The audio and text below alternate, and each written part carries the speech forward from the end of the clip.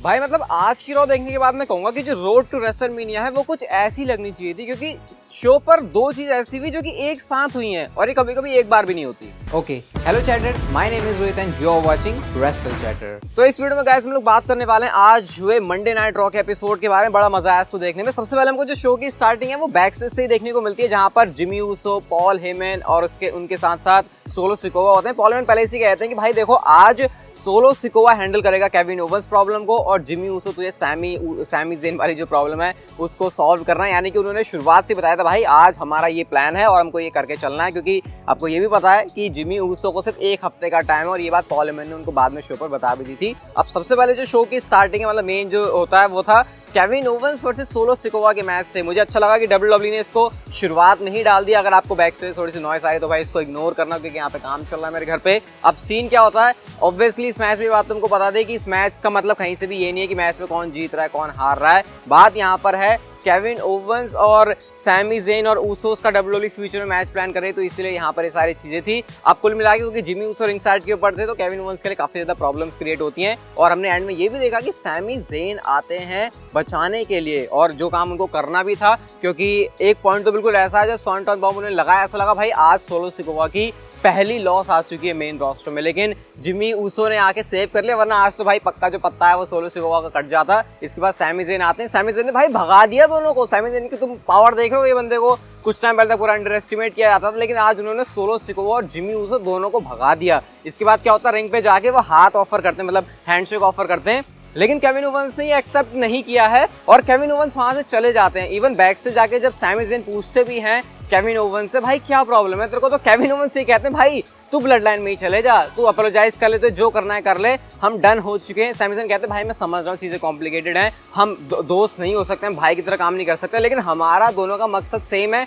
लेकिन किसी भी तरीके से समझाने से सैमी ज़ेन की बातों में नहीं आ रहे केविन ओवंस, और उनको कोई लेना देना ही नहीं है कि ब्लड लाइन में क्या चल रहा है क्या नहीं चल रहा। कुल मिला के उनको कोई मतलब नहीं है सैमी ज़ेन से। तो ये जो स्टोरी लाइन है अभी बहुत मस्त चल रही है और अभी थोड़ी देर में और मस्त होती है। लेकिन गाइस नेक्स्ट चीज जो शो के ऊपर थी इसको मैं जल्दी से निपटाया था, Bianca Belair versus Carmella. Bianca Belair ने मैच में विक्ट्री ले ली और रिंग साइड पर कैंडिस जो क्या नाम है चेल्सी ग्रीन जो है वो भी आती है। अब एंड में जाके आस्का ने जाके मिस लगा दी, बस यहाँ पे यही है। नेक्स्ट चीज गाइस शो के ऊपर होती है Seth Rollins and Logan Paul का फेस ऑफ, और ये उन दो में से पहली चीज है जो कि आज मंडे नाइट रॉ के ऊपर थी। इसके बारे में वीडियो की स्टार्टिंग में बात की। सबसे पहले Seth Rollins, Logan Paul, miss सब आ जाते हैं यहाँ पर। क्राउड जो सेथ रॉलिंस का थीम है उसको इतना गा रहा है कि परेशान हो गए मिस और लोगन पॉल भी। वो कहते हैं तुम चुप हो जाओ, लेकिन जो सेथ रॉलिंस है वो माइक नीचे करते हैं मिस और कहते हैं भाई गाने दे अभी इनको। उसके बाद जो है लोगन पॉल ने एम्बैरेस करना शुरू कर दिया। वो कहता है तूने 20 सालों में जो उखाड़ा वो मैंने 1 साल में कर लिया, मैं स्मार्ट तरीके से वर्क करता हूँ, मतलब वो अपनी जो अच्छाई है वो सारी गिना रहे हैं। इसके बाद सेथ रॉलिंस कहते हैं कि हाँ पॉइंट तो काफी सही बोले तुमने, लेकिन तुम स्कम ऑन अर्थ हो, तुम कावर्ड हो, तुम ट्रोल हो और सबसे बड़ी बात तुम एक फ्रॉड हो। फ्रॉड वाला जो रेफरेंस था वो वही था, भी आपको पता है क्रिप्टो का कुछ तो लोगन पॉल का चल रहा था। तो उस रियल थिंग को जब ऐसे स्टोरी लाइन के अंदर इंसर्ट किया जाता है तो चीजें और भी ज्यादा मजेदार लगने लग जाती है। तो आज यहाँ पर कुछ ऐसा ही था। इसके बाद सेथ रॉलिंस कहते हैं कि सेथ रॉलिंस बोलते भाई बात बहुत हो गई, चल अब लड़ते हैं ऐसा। अब मिस से सेथ रॉलिंस कहते हैं अच्छा तू हमारे बीच फाइट ऑफिशियल करवा सकता है क्या, वो बाहर मिस को थ्रो कर देते हैं। और मिस कहते हैं और लोगन पॉल कहते हैं भाई मैं प्रीमियम मटेरियल हूँ, मैं ऐसे नहीं लड़ूंगा, जब बड़ी स्टेज होगी बड़ी मनी होगी तब जाके मैं चीज करूंगा। अब इसके बाद क्या था, इन दोनों के बीच लड़ाई हो जाती है। इवन मिस ने आगे भी सेथ रॉलिंस के लिए पंगे क्रिएट करने की कोशिश करी और एंड में आप लोग कह सकते हो अपर हैंड कहीं ना कहीं लोगन पॉल को ही मिला। कहीं ना कहीं क्या बाय बाय बिच करके उन्होंने माइक फेंका उनके ऊपर। हालांकि स्टॉम्प लगाने की ट्राई तो करते हैं लेकिन वो चीज होती नहीं है लोगन पॉल से। तो अब जो हाइप है वो और तगड़ी है इस मैच की, क्योंकि WWE ने इसको ऑफिशियल भी कर दिया है। तो अब सेथ रॉलिंस और लोगन पॉल का मैच होगा रेसलमेनिया। बहुत मजा आया मुझे इस वाली चीज को देखने में। नेक्स्ट चीज शो के ऊपर थी ओमोस वर्सेस जिगलर के बीच में मैच। और यार मुझे एक बात समझ में नहीं आती कि जब किसी सुपरस्टार के लिए अब WWE को पता बड़ी चीज करनी है तो अचानक से वो इतना सरप्राइजिंगली तगड़ा कैसे लगता है। मतलब ओमोस वैसे भी तगड़े लगते हैं, लेकिन आज तो मुझे पता था कि मैं 60 सेकंड से ज्यादा नहीं टिकने वाला, और वही चीज होती है। एंड में अपना डबल हैंडेड चोक स्लैम लगा के ओमोस ने जिगलर को हरा दिया। और जिगलर क्या होता है जिगलर के साथ, मतलब छोड़ो क्या ही बोले इसके बारे में। इसके बाद गाइस नेक्स्ट चीज हमको शो के ऊपर देखने को मिलती है Finn Balor versus Johnny Gargano के बीच में मैच। और इस मैच से सीन ये होता है कि एज और फिन बैलर की जो थिंग है उसको हाइप करना है। एंड में क्या होता है, एज का थीम सॉन्ग प्ले होगा क्योंकि रिंग साइड पर सारे जजमेंट डे के बंदे होते हैं। रिया रिप्ली और डेविन पीस देख रहे हैं कि भाई टाइटनट्रॉन के आसपास की यहाँ से रैम से निकल के आएगा, लेकिन एज आ गए पीछे से और पीछे से आके उन्होंने फिन बैलर को फेंक दिया। वन फाइनल बीट लगी और जॉनी गार्गानो ने फिन बैलर को हरा दिया है।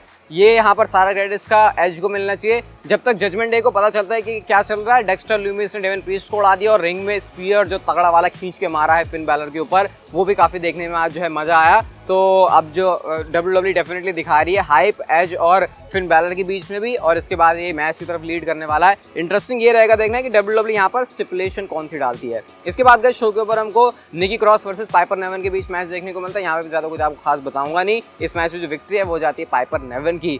अब गाइस शो से आती है अगली बहुत तगड़ी चीज, John Cena and Austin theory. ये वो दूसरी चीज है शो के ऊपर जो मैंने कहा शो पर 2 बार हो गई, कभी 1 बार भी नहीं होती। और मैं बात कर रहा हूँ इतने तगड़े प्रोमो सेगमेंट्स की। क्या होता है सीन, सबसे पहले जॉन सीना और ऑस्टिन थियरी जब रिंग में होते हैं तो ऑस्टिन थियरी कहते हैं भाई तुझे देख के मैं बड़ा हुआ हूँ, मैंने तेरे से सीखा है हसल लॉयल्टी रिस्पेक्ट वाले थिंग, तू मेरा चाइल्डहुड हीरो है, तो आज मैं तुझे गिफ्ट देना चाहता हूँ। गिफ्ट क्या है? गिफ्ट है यूएस चैंपियनशिप के लिए मैच एट रेसलमेनिया। अब ऑस्टिन थियरी को लगा वाह वाह वाह भाई कितना बड़ा काम कर दिया है उन्होंने, और अब तो मजा ही आ गया, ये बंदा कितना खुश हो गया होगा सुन के। लेकिन जॉन सीना इसके बारे में कुछ डिफरेंट चीज रखते हैं, वो इस चीज को नो कर देते हैं। वो कहते हैं कि नहीं मैं तेरे से लड़ना ही नहीं चाहता यहाँ पे। और उसके बाद वो कहते हैं तूने ये कभी ये जो तू मेरे से कह रहा है ना तूने इसको अर्न नहीं किया, तुझे अपॉर्चुनिटीज आफ्टर अपॉर्चुनिटीज मिली है, मैं तुझे देखता हूँ टेलीविजन पर, मैं तेरे बारे में कोई भी केयर नहीं करता। और फिर उन्होंने रोस्ट करना शुरू कर दिया। वो कहते हैं तो भाई इंडोर में तूने सनग्लासेस पहने हुए, तूने स्नीकर पहने हुए हैं, तू सीना वाना भी है, वहां पे पोस्टर देख ले, वहां पे एक बंदा एक कोई फैन कोई बंदी थी आई थिंक, वो एक वो बंदा भी लेके आया हुआ था, एक फैन लेके आई हुई थी। अब इसके बाद क्या होता है, ऑस्टिन थियरी के बारे में अब तारीफें भी करते हैं जॉन सीना, लेकिन वो भी सार्कास्टिक में कहते हैं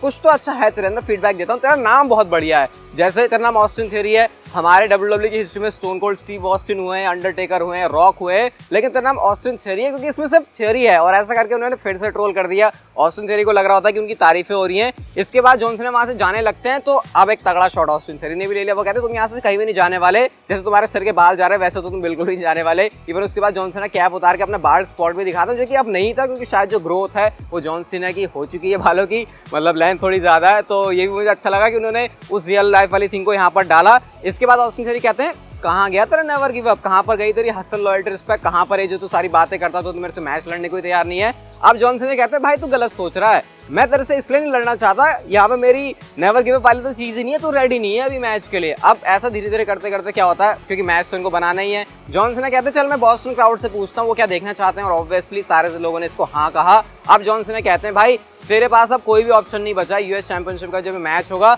अगर तू हारा तो तू तब भी हारेगा, अगर तू जीता तो उसके बाद ये जो सारे लोग हैं वो तुझे जिंदा खा जाएंगे जब तू मंडे नाइट ड्रॉ पर आएगा। और 3 बातें कहकर उन्होंने पॉइंट करी, ना तेरे पास ये है और ना तेरे पास ये है। और उसके बाद वो नीचे बिलो द बेल्ट गया और उनका यहाँ पर भी तेरे को प्रॉब्लम है, इस वाली चीज पर तेरे को काम करने की बहुत ज्यादा जरूरत है।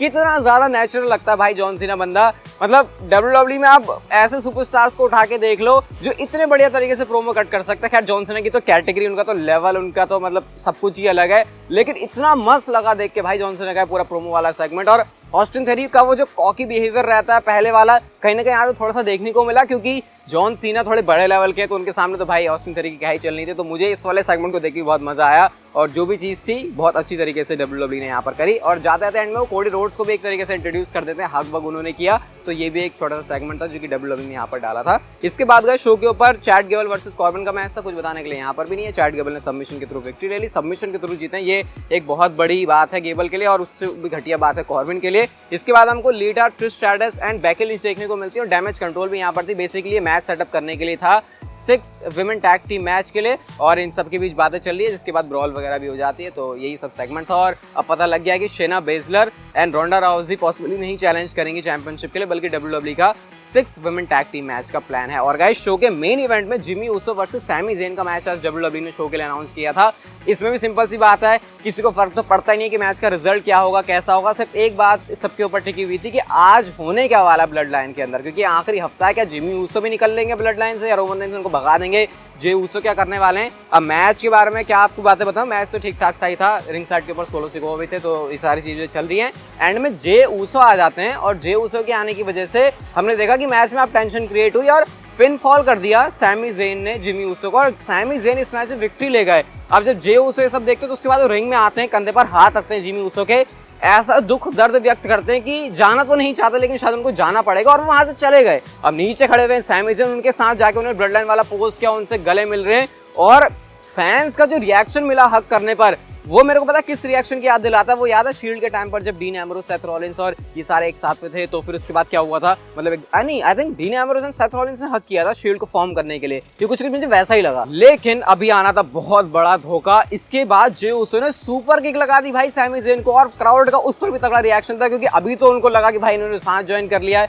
जे उसो कहते तुम्हें क्या लगा मैं तुम्हें चूज करूंगा, और उसके बाद जाके सैमी ज़ेन को ये तीनों superstar Jimmy Uso, Jey Uso and solo Sikoa मार रहे हैं। हालांकि ज्यादा मारते केविन ओवेंस को बचाने आएंगे नहीं, क्योंकि भाई उनका तो अलग ही सीन है। कोडी रोड्स यहाँ पर आते हैं और इसके बाद इसी तरीके से Monday night draw of the year चली जाती है।